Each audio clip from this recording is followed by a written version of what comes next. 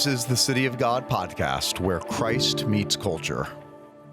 Welcome to the City of God podcast, where we are weekly talking about today's biggest cultural issues, all through the lens of God's infallible word. My name's Rob Pacienza, and I want to welcome you to this podcast. And today, as we celebrate the 4th of July, also known appropriately as Independence Day, my guest is a good friend of mine and of the ministry. He is a student and an expert on history, particularly American history, has written about some of the most significant events and leaders in American history, and that is my good friend, Stephen Mansfield. Stephen, welcome back to the City of God.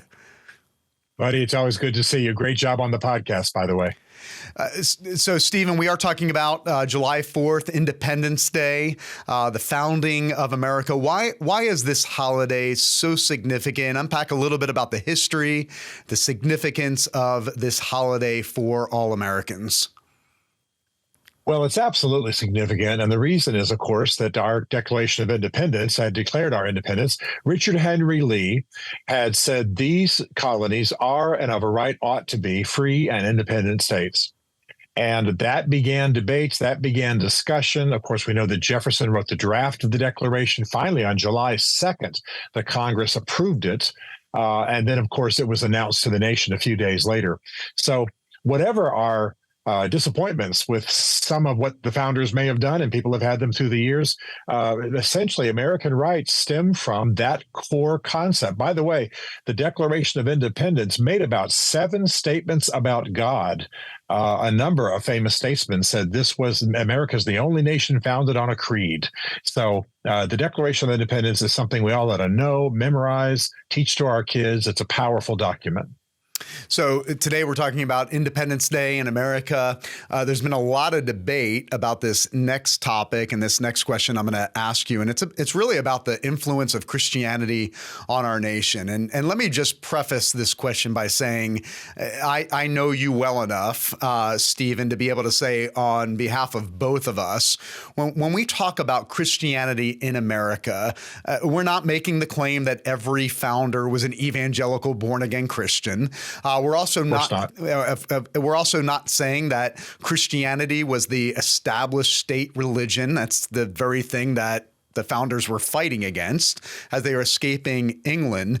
But I think it's fair to say that Christianity was the predominant worldview that influenced the founding of our nation. Talk to our audience a little bit about the influence of Christianity and the biblical worldview on our founding and our founding fathers. Well, Rob, not only had most of the colonies, all of them, in fact, been founded in some way with the Christian faith, profoundly influential, sometimes codified into the documents. But remember that there had been a great awakening led largely by George Whitefield. And I called my book on Whitefield the Forgotten Founding Father. Because really, this Great Awakening was the first intercolonial event. That's what historians call it.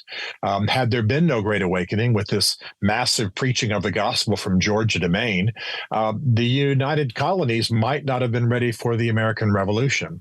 But George Whitefield not only preached the gospel of Jesus, but he also said, look, your liberties are being, quote, spied out by Britain.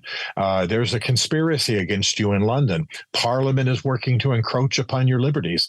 And so he called the American colonies to realize that they had a destiny and a purpose, and as a result should consider that they needed to be independent. So by the time you come to the American Revolution, it is, in a sense, and this is slightly overstated, but not much, a holy war. That's how they thought of it at the time. As you know, the British took copies of Watt's hymnal and burned them, turned churches into either riding stables or houses of prostitution. Colonial clergy led units like Peter Muhlenberg and others actually led military units because they believed that this was a battle for an establishment, so to speak, I'm using that word broadly, of a Christian land, of a land based on the gospel, a land that should be free for the gospel, where people should be able to choose their own churches. This was very much on the forefront of their minds at the time. So the American Revolution really grew out of a revival, grew out of our Christian moorings in the colonies, and probably would not have occurred had it not been for that dynamic Christian faith being revived in the First Great Awakening. Stephen, one of the things that we can point to show the difference and the impact that Christianity did make on our founding, the American Revolution wasn't the only revolution happening in the world in the 18th century. You go across the Atlantic. A few years later, the French have their own revolution, but the revolution was very different. It wasn't based upon a Christian foundation. Talk to us a little bit about the differences between the American Revolution 1776 and the French Revolution 1789. Well, the differences were like night and day. Essentially, the American Revolution was a conservative counter-revolution. A nation, a government had overstepped its boundaries, overstepped its covenants. And the American Revolution was essentially an attempt to put government back in its proper context and hem it in with law and with faith. People talk about the French Revolution like it's a parallel of the American Revolution, but Lord have mercy, it is not. I'm going to have to be a little graphic to make the point. Not only was it highly bloody and guillotines used to kill the opponents of the revolution by the thousands, but it was decidedly anti-religion, anti-Christ, anti-church. At one point, they put a prostitute nude on the high altar at Notre Dame. People were copulating in the pews of Notre Dame as part of the revolution, as part of the culture and the understanding of the revolution. And by the way, the French Revolution failed. I think it's very clear that it failed ultimately in its goals. And many of the statesmen in England, like Burke, said their revolution is nothing like ours. We are doing something completely different here. We are about something different. By the way, Edmund Burke was a proponent of the American Revolution. So we're talking about two completely different types of revolutions, one anti-Christ, one Christian, one to restore law and order, one to blow it up. And the difference in bloodletting and violence, astronomical. French Revolution was just a bloody, failed revolution. The American Revolution, a successful revolution to restore a Christian order. And Stephen, to your point, just a few decades later, Alexis de Tocqueville, a Frenchman, wants to know. He wants to understand, wait a second, we see the revolution in America, we see the revolution in France. One is incredibly successful, the American Revolution. He's looking at the aftermath of what has happened decades later in France. He eventually comes over to America, writes the famous, the classic work, Democracy in America. And what are some of the things that he discovers, particularly when it comes to the influence of Christianity in America and the American Revolution? Well, I'm so grateful that Frenchman toured the early American states, because he, as not really a believer, I think we don't have any evidence that he had a deep personal faith of any kind, nevertheless had great respect for the faith that he found in America. He liked the Christian character. He believed that was the success behind the nations. He said that he searched for the greatness of America, and he found it, and this is a quote, in pulpits aflame with righteousness, that was the greatness of America. He honored the way that Americans honored faith, but did not turn their government into a religious institution, but just one that respected faith and maintained boundaries. So Alexis de Tocqueville is a gift to us in that he, as a Frenchman who was frankly glad for some aspects of the French Revolution, this is not a Christian man, nevertheless saw the power of Christianity in the early American federal period and extolled it and said it was part of the greatness of the nation, something we need to remember. Stephen, there's so many things that our founding fathers fought for, but it's been said by many that the most important thing they fought for was religious liberty. That really, at the end of the day, they were trying to escape the tyranny of England, the tyranny of being oppressed, particularly according to their religious views. Why was religious liberty so foundational to the founding of America, and why is it so important that we continue to fight for it and defend it today? We have to remember that a lot of the colonies founded, and thus ultimately the states, in our early national period, were founded by dissenter groups, Quakers in Pennsylvania, etc. And they were persecuted in England. Remember that the Church of England was a state church. The Queen or the King was the top monarch, the top official in that church. And there was great oppression. That's why the Pilgrims came. That's why the Puritans came. So when it was time to establish a new government, the First Amendment, the genius of it, Congress shall make no law respecting an establishment of religion, nor prohibiting the free exercise thereof. In other words, we are not going to have a church state, and Congress may not restrict the states in being as religious as they want to be. Congress won't establish religion, meaning having a church state, and Congress will not restrict religion at the state level. That's what they wanted. They wanted a respect for it. They wanted no control for it. And that was genius, absolutely genius. And we have through our Supreme Court, messed with it at our peril by making Jefferson's phrase, separation of church and state, superior to the original wording of the First Amendment.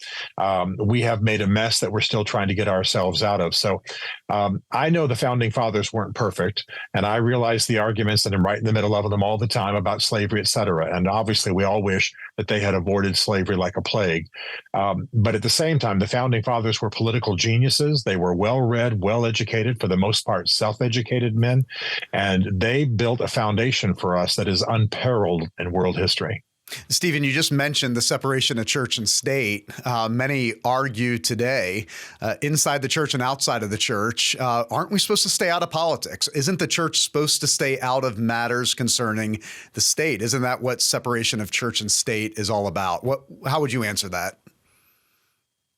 Well, the restrictions on the state are exactly that. There are restrictions of government. Individuals, and by the way, under the original Constitution, even states, were free to be as religious as they wanted to be.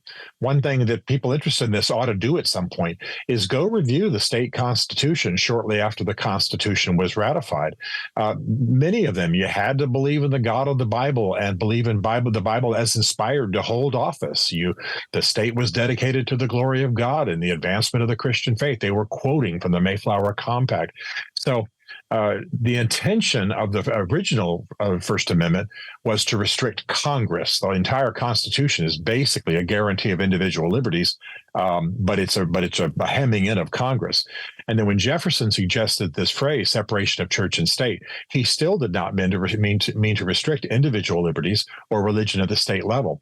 In fact, the First Amendment would not even be incorporated, as the lawyers call it, to the states until after the Civil War.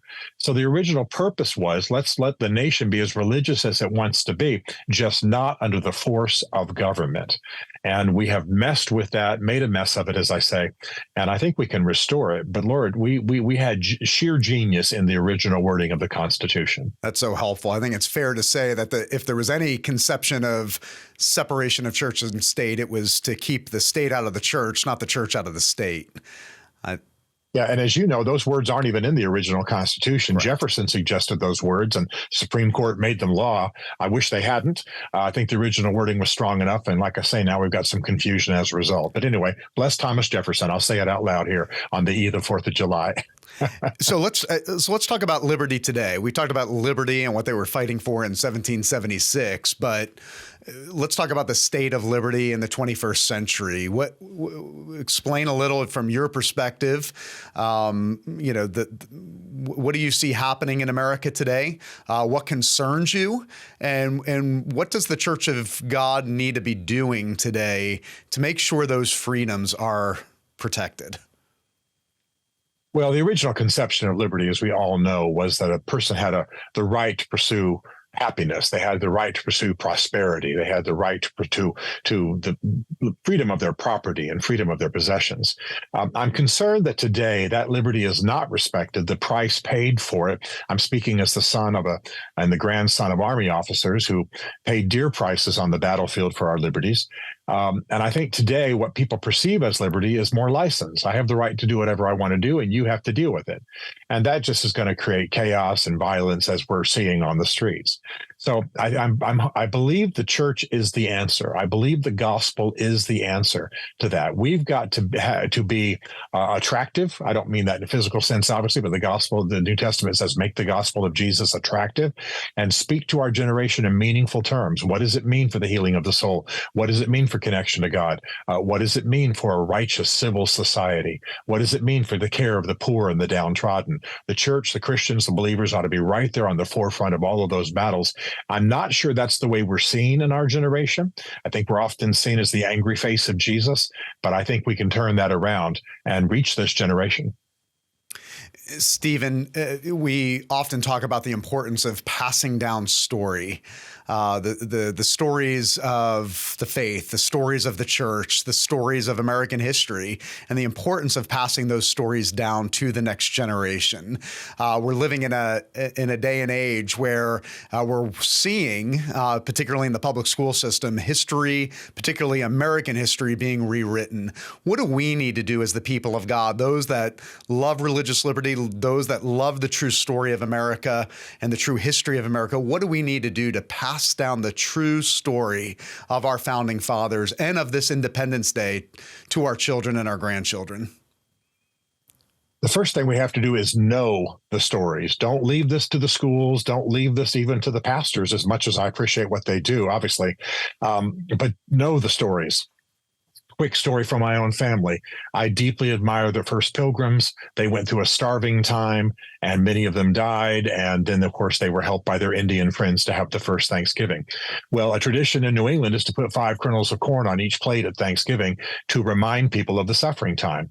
I brought my children up that way. They would actually compete with each other as to who would be able to put the 5 kernels of corn on each plate before the Thanksgiving meal was served. And I would tell the Thanksgiving story. Well, sure, when my kids got to be 14, 15, they would roll their eyes. Oh, Dad, do we have to do this? But I'll tell you what, they do it now with their children, and they tell those stories.